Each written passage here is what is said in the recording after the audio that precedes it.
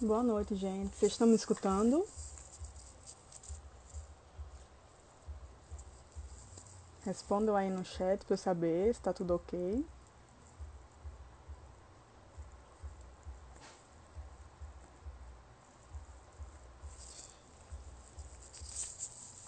Bom, vamos lá.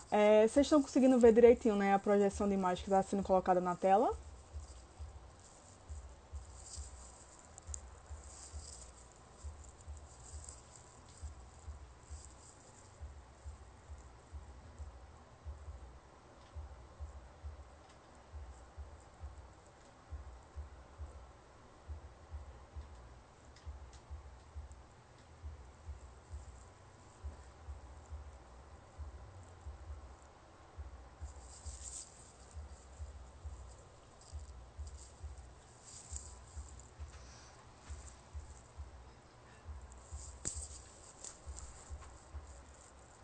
Maravilha, vamos lá então, seguir.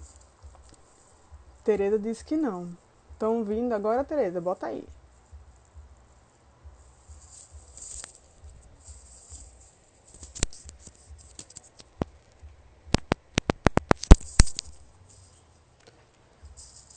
Vamos lá, vamos seguir.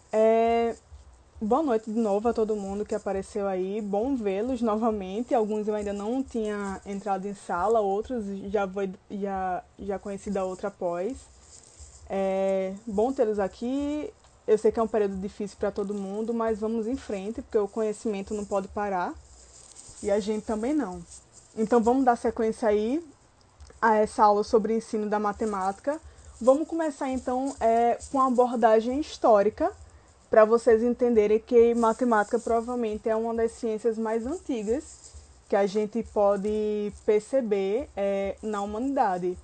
Ela surge, na verdade, quando o ser humano, após algumas evoluções, né, quando a gente fala do Homo sapiens, que é a espécie humana atual, ela tinha um hábito nômade e ela precisava de alguma maneira contabilizar o que ela possuía, tanto de alimento quanto de alimento, né, vegetais, quanto os animais e as pessoas que faziam parte do seu grupo, que estava ali de tempos em tempos, iam atrás desses recursos naturais para poder sobreviver, né, se alimentar e sobreviver e dar continuidade aos seus grupos, os seus grupamentos familiares. Então, a matemática, na verdade, ela é tão antiga quanto a espécie humana. Ela tem aí alguns milhares de anos de aplicação e de uso. E ela começou com uma contagem que a gente chama de contagem bionívoca, que, a grosso modo, para vocês entenderem mais facilmente, essa contagem é a contagem de 1 para 1, onde eu fazia uma correlação de um objeto, por exemplo, não tenho nada aqui, mas vamos pegar aqui. Tem aqui um objeto, e aí esse um objeto corresponderia a um desses animais ou a uma dessas vegetais e frutas que eu tivesse lá. Então eu ia fazendo o acúmulo de um desse para cada um que eu tivesse contabilizando.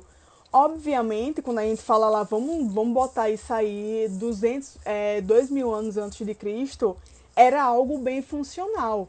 Mas quando o ser humano começou a desenvolver os seus hábitos de agricultura e pecuária, isso se transformou em algo impossível de contabilizar.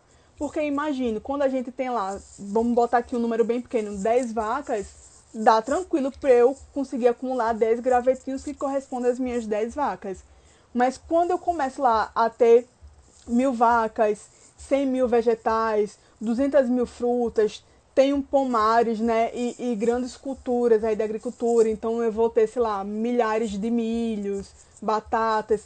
Isso fica algo impossível da gente contabilizar, porque a gente ia ter que ter um volume muito grande de objetos que corresponderiam a esses objetos reais que a gente queria contabilizar.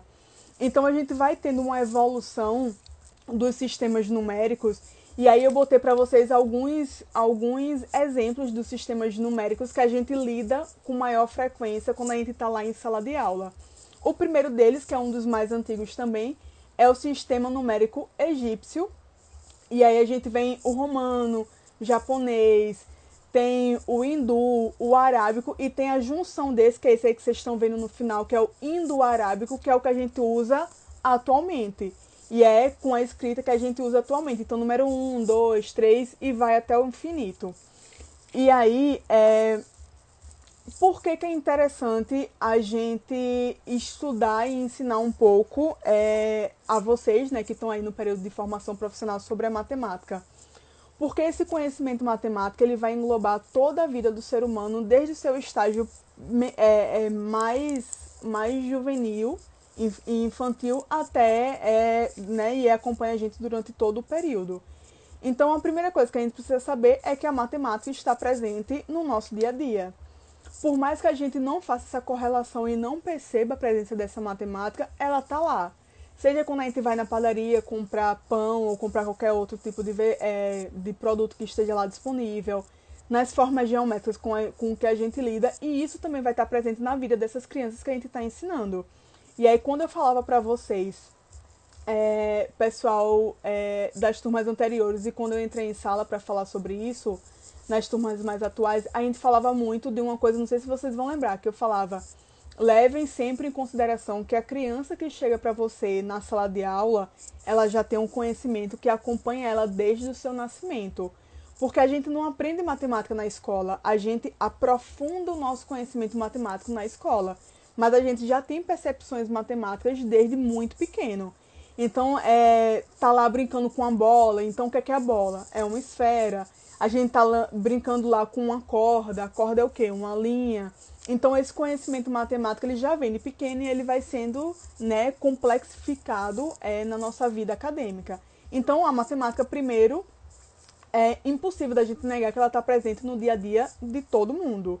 E ela serve para a gente poder interagir com o meio que a gente vive. Eu citei aí um exemplo, né, da gente ir fazer compras. Então, o sistema monetário ele vai estar incluso na matemática. E aí ele vai, se a gente domina a matemática, a gente entende essa questão lógica da matemática, de valores, de consumo, a gente vai conseguir interagir melhor com o ambiente que a gente vive. E por isso que é importante a gente conseguir dominar bem para passar para os nossos alunos lá em sala de aula. Como eu já citei aí, ela vai iniciar antes da escola, né, já que ela está presente no nosso dia a dia e facilita a nossa troca com o meio. E ela vai ter uma linguagem própria. Inclusive, se vocês forem ler mais sobre o ensino de matemática, vocês vão lidar muito com o termo alfabetização matemática. Não sei, eu sei que alguns aí já tiveram contato com esse termo. E quando a gente fala de alfabetização matemática, a gente fala justamente disso, da matemática como uma linguagem própria e uma ciência própria. Porque a gente vai ter lá o português, né, que vai nos dar uma linguagem escrita, que a gente pode se comunicar com todas as pessoas que saibam português. E a matemática também vai ter uma linguagem própria que vai permitir que as pessoas se compreendam. Então, por exemplo, vamos supor aqui que ninguém aqui que está hoje aqui na live fala inglês, ou fala alemão, ou fala italiano, ou qualquer outro idioma. Mas eu tenho certeza que se você botar uma conta de adição, uma conta, vamos botar bem simples, 3 mais 4, que vai dar 7. Eu tenho certeza que onde você chegar e for uma pessoa que saiba matemática, você escrever lá 3 mais 4, a pessoa vai te responder 7, mesmo que ela não consiga se comunicar com você pelo seu idioma. Mas essa linguagem matemática própria, ela vai dominar o meio de uma maneira tão grande e bem mais do que o português, que ela vai permitir que pessoas que não se conhecem e que não conseguem se comunicar pelo idioma consigam se comunicar de certa maneira pela matemática. E essa talvez seja uma das funções mais brilhantes dela. E a gente vai ver ela muito aplicada, inclusive, quando a gente fala da parte de tecnologia. A tecnologia, a linguagem da tecnologia em si é a matemática. Então, quando a gente fala de programação de computador e de todos esses sistemas, a gente fala de uma matemática aplicada.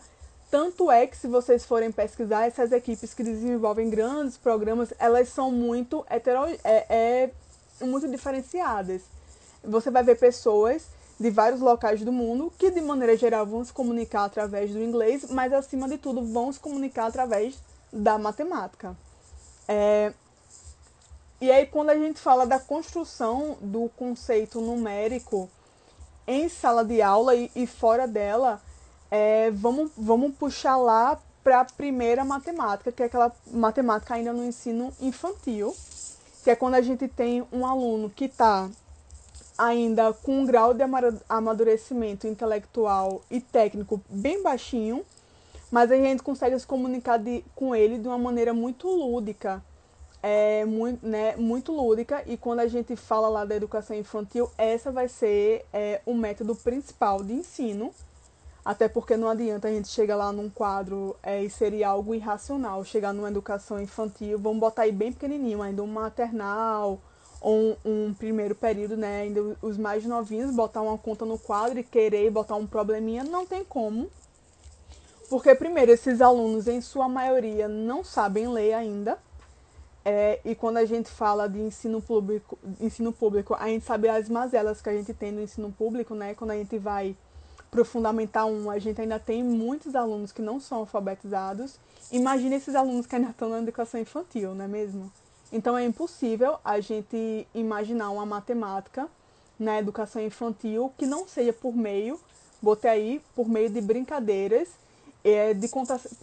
você pode incluir aí contação de histórias, tanto de historinhas de leitura de livros, como estimular os alunos a contar como foi o final de semana, o que ele gosta de fazer em casa e o que ele gosta de brincar. Então, tudo isso dá pra gente trazer a matemática. Então, por exemplo, você pergunta lá pro seu aluno, você gosta de brincar com bola?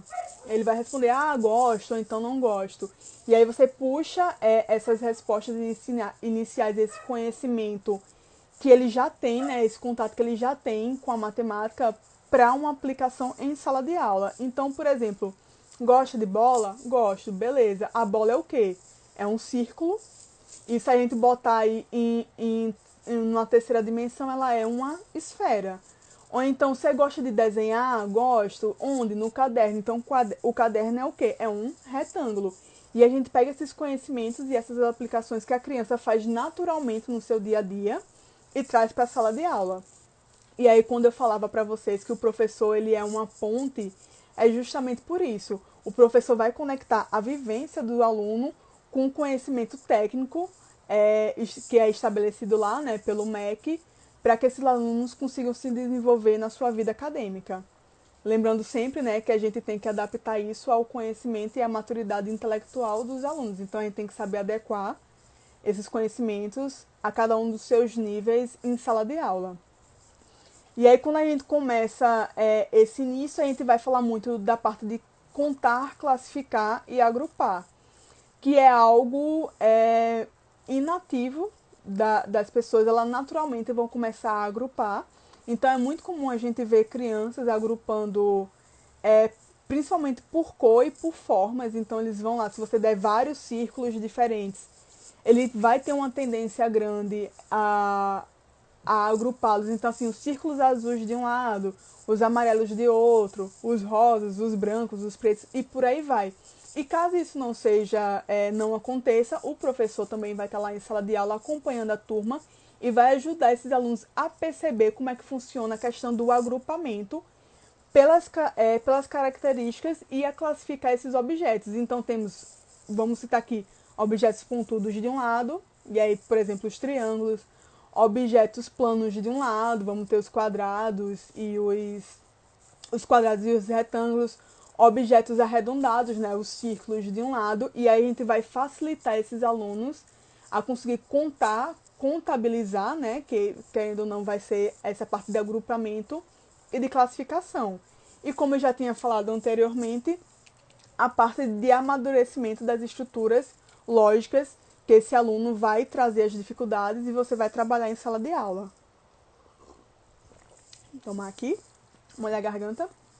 Então, lembrem sempre que quando a gente fala de amadurecimento das estruturas lógicas, a gente não pode esquecer também que esse amadurecimento vai ter uma atuação direta no professor de identificar as dificuldades dos alunos e trabalhar em cima de cada uma dessas dificuldades, porque numa sala de aula, vamos botar aí uma sala de aula de educação infantil com seus 20, 30 alunos, nós vamos ter 20, 30 pessoas diferentes, com conhecimentos diferentes e com facilidades e dificuldades diferentes. Então, o papel do professor é justamente isso, é você conseguir identificar e trabalhar em cima do amadurecimento das estruturas lógicas, respeitando a etapa de cada aluno e o aprendizado de cada aluno de maneira individual, sempre que possível. Eu sei que não é fácil, né? Porque a gente tem uma série de dificuldades em sala de aula, desde a sua estrutura até o seu funcionamento em si. Mas a gente tem que tentar ao máximo combater para conseguir levar esses alunos para um nível mais avançado possível. É, E aí, quando a gente fala, aprofundando um pouco mais a parte do amadurecimento das estruturas lógicas, eu botei aí algumas classificações do que seriam essas estruturas lógicas em matemática. Lembrando que essas estruturas lógicas, elas vão existir em todas as disciplinas, né? Em todos os conteúdos curriculares. Então, português tem as suas próprias estruturas, história tem as suas próprias estruturas, geografia, educação física, então todas elas vão ter estruturas próprias de cada um desses conteúdos e vão ser, obviamente, trabalhadas de maneira diferente, porque elas têm a base de conhecimento em si, né? Elas vão diferir de uma para outra. E lembrem, quando a gente fala de interdisciplinaridade, é justamente isso. Entendo que elas são diferentes e têm características próprias, mas elas se conectam na vida dos alunos, porque a gente vive num mundo que tem um ponto num contexto histórico e a gente vai sofrer com a mesma questão cultural, né? Obviamente, se estiver numa mesma região, a gente vai ter no Brasil o português como língua nativa, né? E como linguagem básica, então a gente vai ter as suas os seus segmentos, mas lembrando que todos eles vão estar conectados no final, né? E a gente vai agir justamente em cima dessa possibilidade de juntar esses conhecimentos. Então, quando a gente fala lá de projetos dentro da escola, a gente vai ter projetos que vão juntar todas essas estruturas desses conteúdos. E é bacana a gente desenvolver isso muito bem. Então, nessa ordem, a gente teria a questão da classificação, seriação, quantificação, contagem, a correspondência de um para um, o reconhecimento, ordinalidade e cardinalidade. Da esquerda para a direita, né, e de cima para baixo, a gente vai ter o mais simples para o mais complexo. Então, a classificação seria, dentre essas, a estrutura mais simples, porque, como o nome diz, ela tende a classificar mesmo em relação a se é algo unitário, se é algo em grupo, e até a cardinalidade, que é onde a gente consegue pegar um único objeto e colocá-lo numa fileira em relação à sua posição. Então, vamos supor aqui um exemplo de pessoas numa corrida. Então, a gente vai ter a pessoa que chegou primeiro, a que chegou por segundo, por terceiro, por quarto e chegou, né, no final, ao final de todos os competidores. Então, a cardinalidade vai trabalhar justamente isso. Em qual ponto dessa escala de números esse objeto vai estar localizado. E isso, dentre essas estruturas que foram apontadas aí, seria a estrutura mais complexa entre elas. E aí, quando a gente falou lá no início dos sistemas numéricos, eu trouxe aqui alguns dos sistemas numéricos que a gente vai direto ou indiretamente lidar com eles, porque a gente teve uma evolução desses sistemas numéricos até a gente chegar no indo-arábico, que é o nosso sistema numérico atual. Então, o primeiro sistema numérico que a gente tem aí a notação seria o egípcio. Se vocês puderem ver, aí a gente tem o primeiro símbolo, né, que é o bastão, que ele corresponde a uma unidade. O calcanhar, que seriam 10 unidades, o rolo de corda, 100 unidades, flor de lótus, 1000 unidades, dedo de apontar, 1000 unidades, 10.000 unidades, o peixe 100.000 e o homem 1.000.000 de unidades. Isso quando a gente pega lá a parte das escavações, enfim, os conhecimentos, quando a gente começou a pesquisar sobre o Egito há muitos anos atrás, né? Esses registros históricos, eles foram decodificados e foi possível entender que existia uma relação direta entre esses símbolos que estão expostos aí, né? À esquerda de vocês no vídeo, com a quantidade precisa e como ela queria representar. Agora você imagine, por exemplo, a dificuldade que seria a gente representar, a gente tem aí numerado até 1.000.000. Imagina a dificuldade da gente representar, por exemplo, o nome 1.385.980, por exemplo. Então a gente teria uma representação numérica enorme, com vários desenhos, para significar um único número. Então, obviamente, depois de um tempo e com essas mudanças de cultura, essas representações gráficas, né, porque elas não são exatamente numéricas, elas são realmente desenhos, elas começaram a desaparecer, né, com o surgimento de outras culturas e outras civilizações. Então, vamos botar aqui só um exemplo para vocês entenderem como é que isso ficaria exposto. Vamos pegar um número, deixa eu pensar aqui, número 131, por exemplo.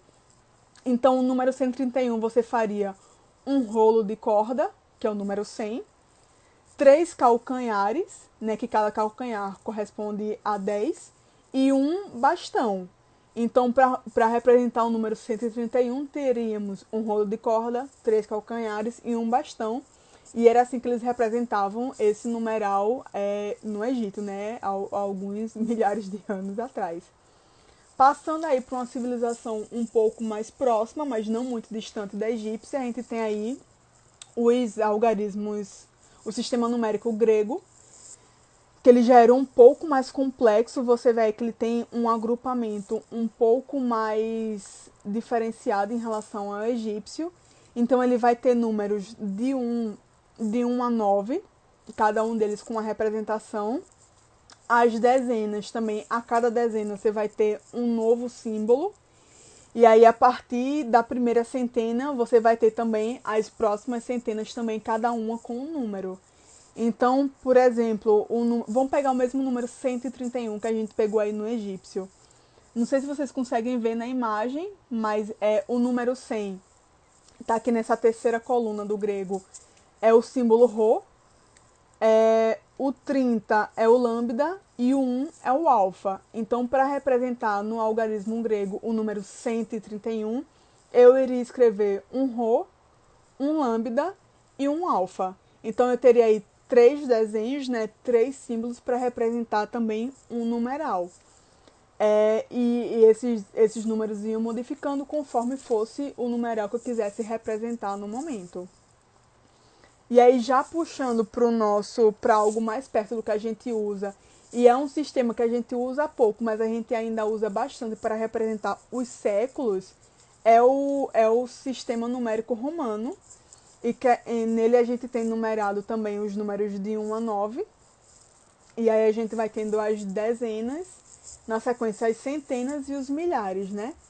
Então, a gente ainda usa bem menos do que a gente utiliza o nosso número atual, que a gente vai ver na sequência, mas ele ainda é muito utilizado. Lembrem sempre que número romano a gente começa a falar dele e a gente fala ainda um pouco lá no final da educação infantil, para tratar principalmente de séculos. Vamos passar para o próximo. O sistema decimal ou o sistema indo-arábico, é a mesma coisa. Ele é o sistema que a gente usa ao redor do mundo todo. Ele foi unificado há alguns séculos, né? Ele foi unificado e ele teve também, assim como todos os outros sistemas, ele teve a sua evolução. E aí a gente vai desde o primeiro, que está pequenininho, mas a primeira linha do sistema decimal seria o hindu, que surgiu antes de Cristo, 300 anos antes de Cristo, e aí ele se tornou um pouco mais complexo já depois de Cristo, com a dominância da cultura árabe. Ele foi englobado já um pouco mais perto da nossa atualidade, e aí chegou no ponto em que ele foi fundido.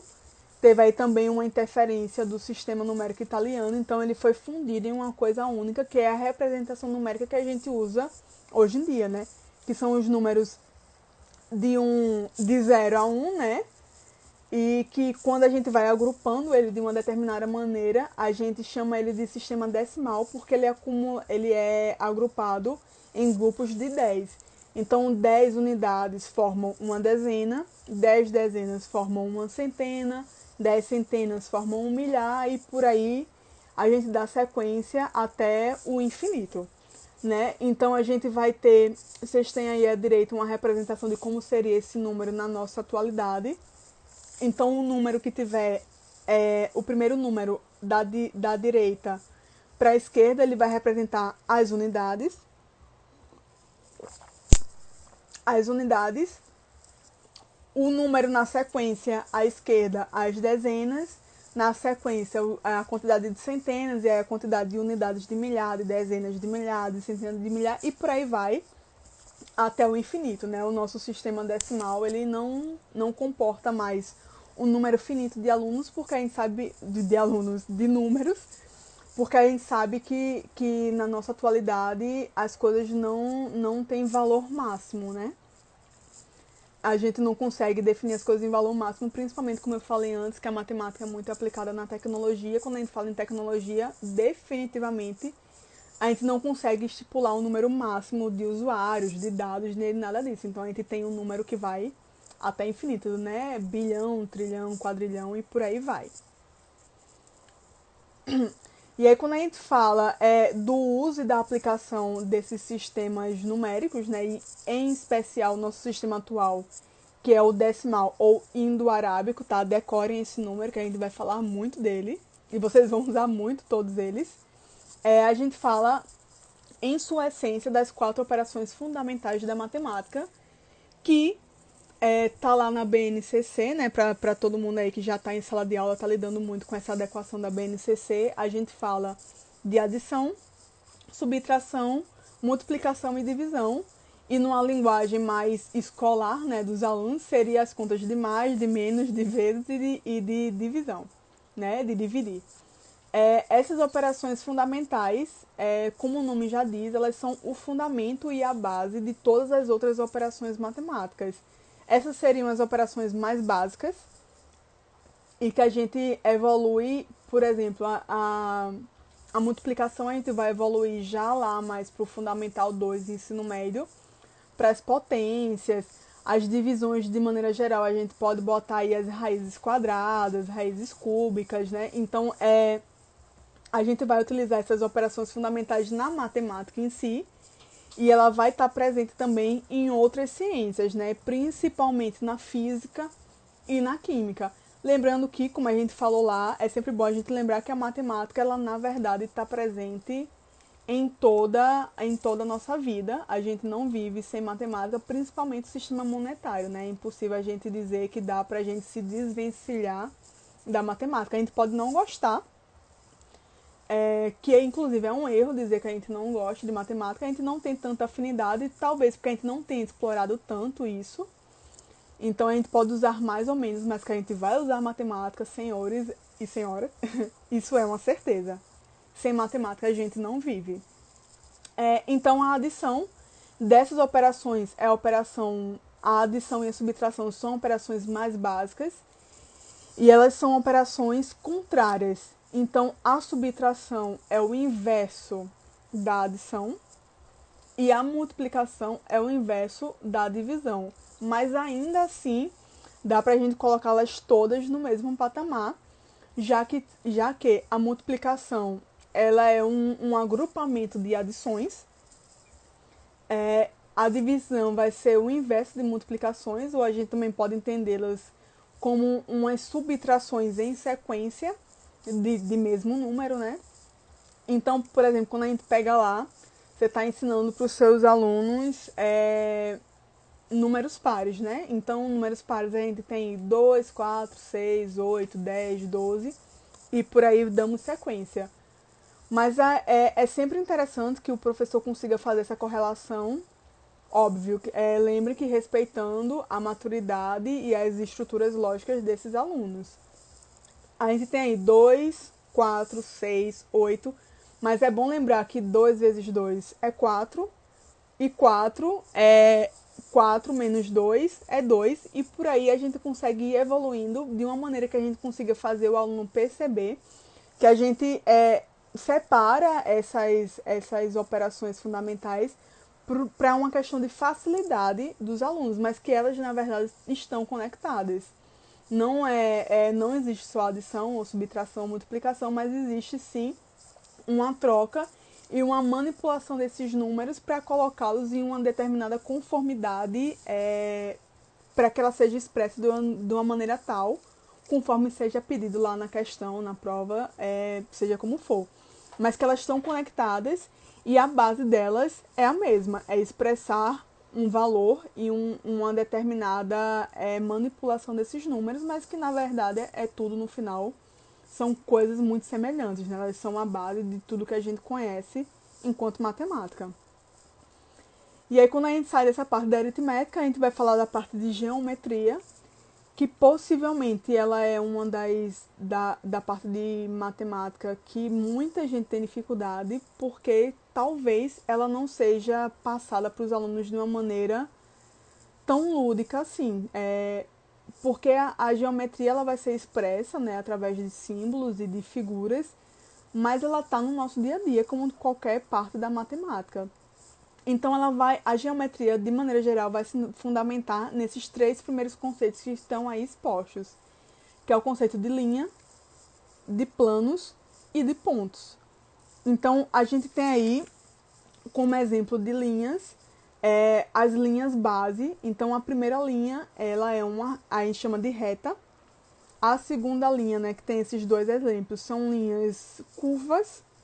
E aí elas podem ter essas curvaturas ao longo de todo o seu comprimento de linha.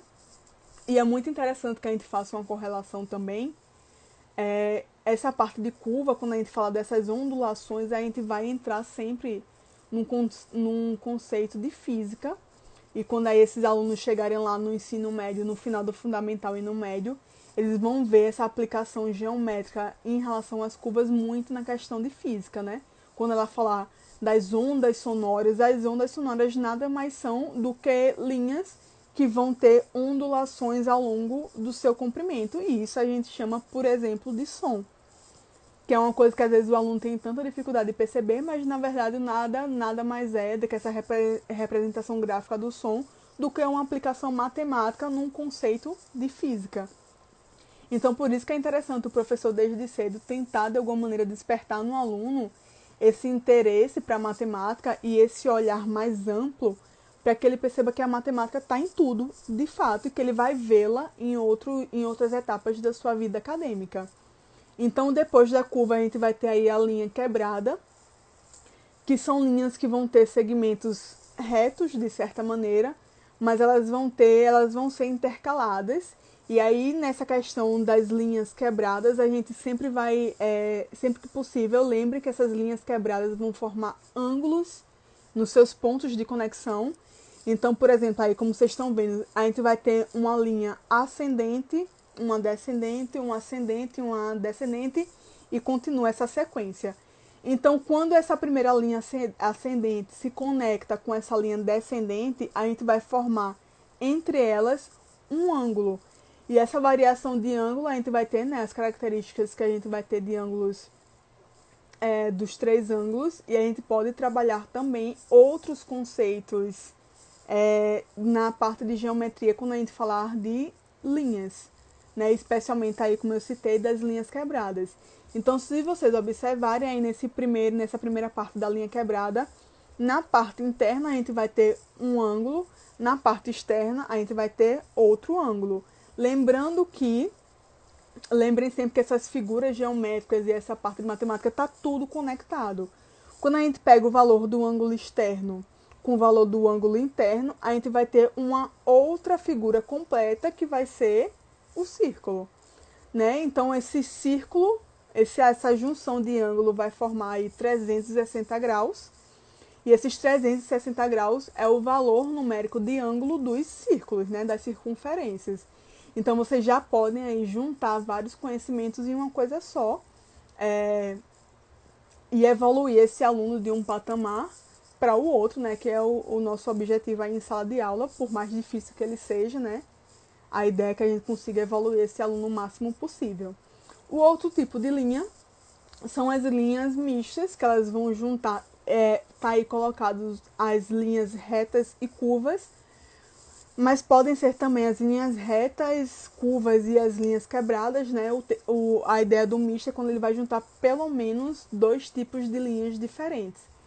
E aí vamos tomar lá de novo o conhecimento de ondulação lá em física, quando a gente tem uma corda esticada, a gente vai ter uma linha reta.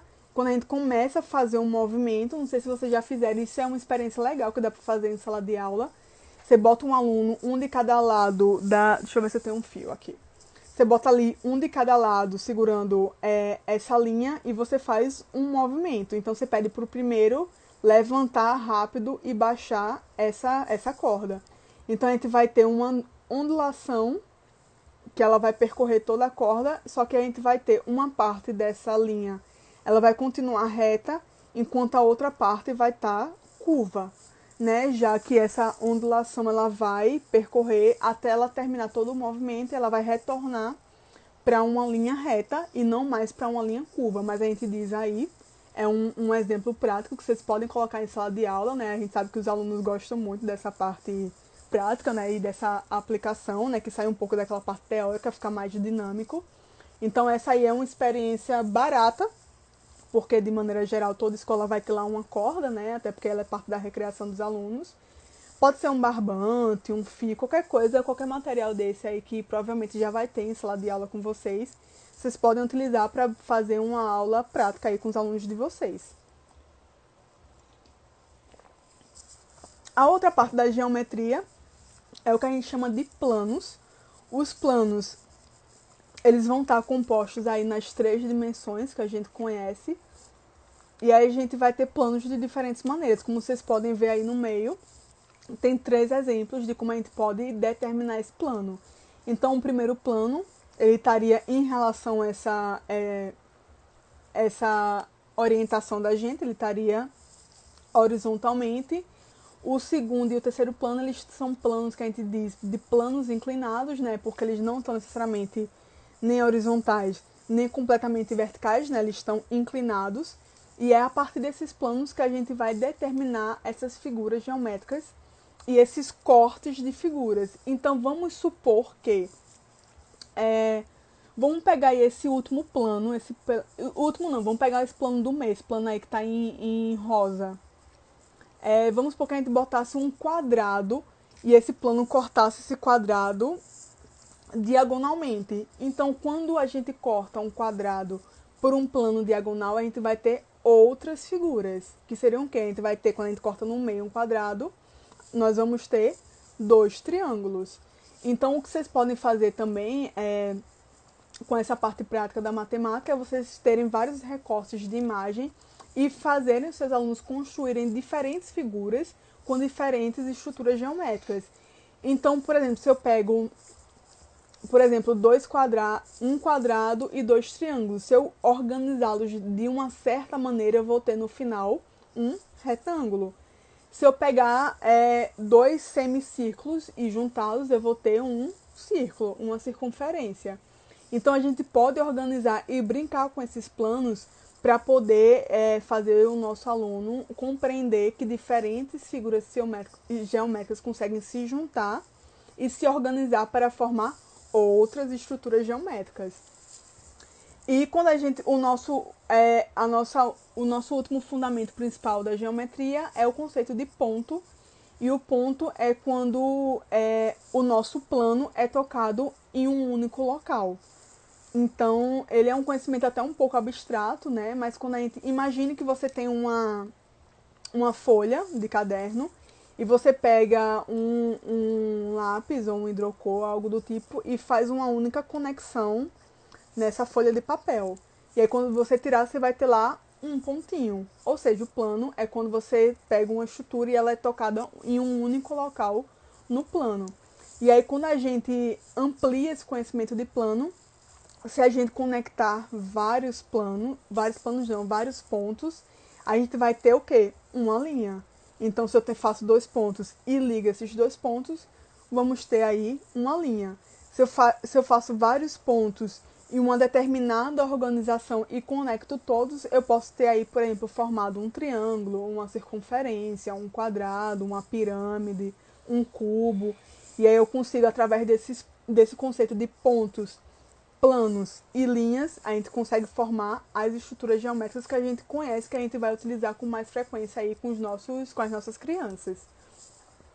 Deixa eu passar aqui. E quando a gente fala de objetivos pedagógicos, a gente vai ter uma determinação muito forte, né, que vem lá do MEC, e aí quem está em sala de aula vem acompanhando essa, que a gente fala muito dessa a adaptação da BNCC, né, aos conteúdos curriculares da BNCC. Então, quando a gente fala de educação infantil, eu vou ter aqui alguns objetivos estabelecidos que devem ser cumpridos por todas as escolas e por todos os profissionais. E a gente tem aí, em algumas etapas, algumas provas para poder avaliar se esses objetivos são alcançados. Então, por exemplo, em crianças de 0 a 3 anos, temos aí como objetivo estabelecer aproximações a algumas noções matemáticas presentes no seu cotidiano, como a contagem em relações espaciais, e aí vai entrar aquela questão de planos, né? Reconhecer e valorizar os números, as operações numéricas, contagens orais e as noções espaciais como ferramentas necessárias no cotidiano, né? Que isso aí vai acontecer ainda bem pequenininho, de uma maneira muito lúdica, obviamente. E aí com uma criança um pouquinho mais velha, de 4 a 6 anos, comunicar ideias matemáticas, hipóteses, processos e resultados, ou seja, a gente vai ter um conhecimento mais aprofundado em que não só eu consigo perceber a matemática, mas como eu consigo transmitir a matemática entre os meus outros colegas, né, em uma comunicação aí com o meu professor e com a minha família. E como outro objetivo, ter confiança em suas próprias estratégias e na sua capacidade de lidar com situações matemáticas novas, utilizando seus conhecimentos prévios. E aí a gente já fala um pouquinho mais daquelas situações, problemas, em que o aluno sabe que ele tem um domínio da matemática e que ele consegue aplicá-la no seu cotidiano. Então, se a gente falar uma coisa bem básica, um problema bem básico, né, que vem aí desde da pedagogia aí há muitos anos, por exemplo, João tem 6 laranjas e dá 2 para Maria. Então, assim, ele sabe que ele tem um conhecimento dessas operações básicas e consegue aplicá-las. Já no ensino fundamental 1, que vocês também vão estar inseridos, né, como professores, no primeiro ano, objetivo principal, descrever, após o reconhecimento e a explicitação de padrões ou regularidades, os elementos ausentes em sequências recursivas de números naturais, objetos ou figuras. No segundo ano, construir sequências de números naturais em ordem crescente ou decrescente a partir de um número qualquer.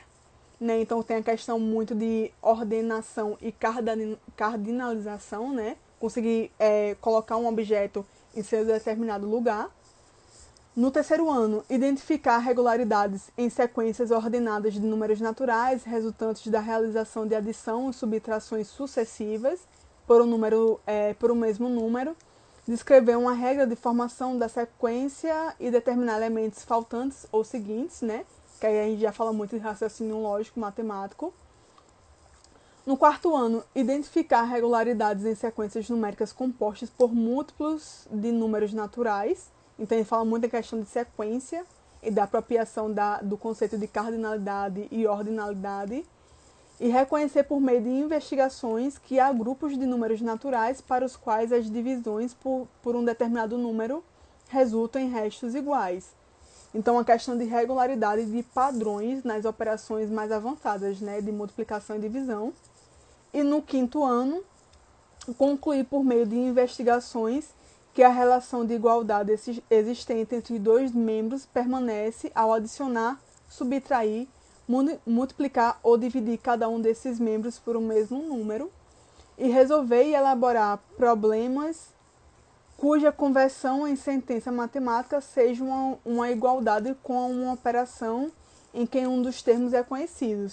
Ou seja, quando a gente vê aí o final do ensino fundamental, a gente fala muito de um aluno que já consegue perceber a matemática em sua base fundamental, né, que é a de comunicação e de compreensão de mundo.